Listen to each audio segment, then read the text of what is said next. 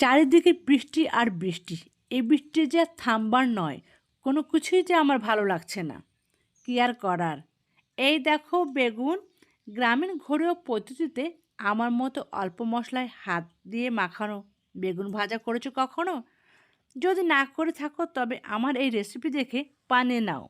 দেখো, এতে অন্যরকম স্বাদ পাবে। প্রথমে বেগুনগুলো পানিতে ধুয়ে গোল গোল করে চাকার মতো কেটে নাও। এর মধ্যে হলুদ, মরিচ গুঁড়ো, স্বাদ মতো লবণ দিয়ে মাখিয়ে নাও। তারপর তাওয়াতে তেল গরম করে একটি একটি করে বেগুনগুলো সাজিয়ে দাও। তারপর এপিঠ ওপট করে উলট পালট করে ভেজে নাও। আর হ্যাঁ, ঢাকনা দিতে ভুলো না কিন্তু। এবার দেখার পালা। ওয়াও, কী যে মজার! এই গরম গরম বেগুন ভাজা গরম ভাতেই ভালো লাগবে। ওয়াও, কী যে স্বাদ! সেই স্বাদ!